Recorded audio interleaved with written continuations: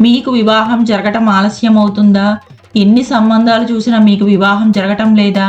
అయితే ఎటువంటి వివాహిత సంబంధిత సమస్యలైనా దూరం చేసే ఈ ఆలయం గురించి మీకు తెలుసా? మన దేశంలో ఎన్నో ప్రత్యేకత కలిగిన ఆలయాలు ఉన్నాయి. కొన్ని ఆలయాలకు వెళ్తే కొన్ని కోరికలు తప్పక నెరవేరుతాయని భక్తుల విశ్వాసం. అటువంటి క్షేత్రాల్లో ఒకటే తూర్పు గోదావరి జిల్లాలోని మురమల్ల శ్రీ వీరేశ్వర స్వామి దేవస్థానం. ఈ దేవస్థానంలో ఉన్న స్వామివారికి కళ్యాణం జరిపిస్తే వివాహంలో జరగనున్న విఘ్నాలన్నీ తొలగిపోతాయని భక్తుల విశ్వాసం. ఈ క్షేత్రంలోని వీరభద్రునకు భద్రకాళి అమ్మవారికి ఇక్కడ వివాహం జరిగిందని స్థల పురాణం. వృద్ధ తటాకంలో ఉన్న ఈ క్షేత్రం మురమల్ల. ఇక్కడ శ్రీ వీరేశ్వర స్వామి శ్రీ భద్రకాళి అమ్మవారి సమేతంగా కొలువై ఉన్నారు. పురాణ కథనం ప్రకారం దక్షుడు యజ్ఞం చేయటం, దానికి పరమశివుణ్ణి ఆహ్వానించకపోవటం, సతీదేవి పుట్టింట్లో జరిగే యజ్ఞం చూడాలనే కాంక్షతో అక్కడికి వెళ్లటం, అక్కడ శివుడికి జరిగిన అవమానాన్ని సహించలేక యోగాగ్నిలో అమ్మవారు భస్మం అవటం అందరికీ తెలిసిన విషయమే.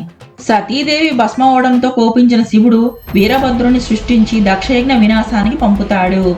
వీరభద్రుడు మహాభయంకర రూపం దాల్చి దక్ష యజ్ఞాన్ని నాశనం చేస్తాడు. తరువాత దక్షుడు పశ్చాత్తాప పడడంతో ఆయనకి మేకతల అతికించి యాగాన్ని పూర్తి చేస్తారు. కానీ సతీదేవి దహనం వల్ల వీరేశ్వరుడు ఎంతకీ శాంతించడు.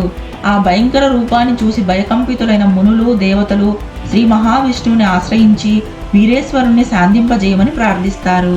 విష్ణుమూర్తి నరసింహ అవతారంలో వీరేశ్వరుని శాంతింపజేయబోతాడు. కానీ వీరేశ్వరుడు శాంతించడు సరికదా, నరసింహస్వామి నడుం పట్టుకొని వదలడు. దానితో నరసింహస్వామి తన నరసింహ అవతార లీలను అక్కడే వదిలి బ్రహ్మలోకానికి వెళ్ళి అందరూ కలిసి ఆ ఆదిపరాశక్తిని ప్రార్థిస్తారు. అమ్మవారు ప్రత్యక్షమై విషయం తెలుసుకొని తన షోడశ కల్లోని ఒక కళ భద్రకాళిని సృష్టించి వీరభద్రుని శాంతింపజేయడానికి భూలోకానికి పంపింది. భద్రకాళి అమ్మవారు ఎంత ప్రయత్నించినా వీరభద్రుడు శాంతించలేదు.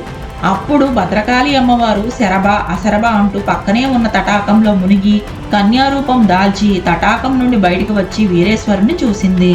కన్యారూపంలో ఉన్న భద్రకాళిని చూసి వీరేశ్వరుడు శాంతించాడు. మహామునులందరూ గౌతమి తటంలో ఆశ్రమాలు ఏర్పరచుకుని నివసిస్తున్న ప్రదేశంలో ఇదంతా జరిగింది.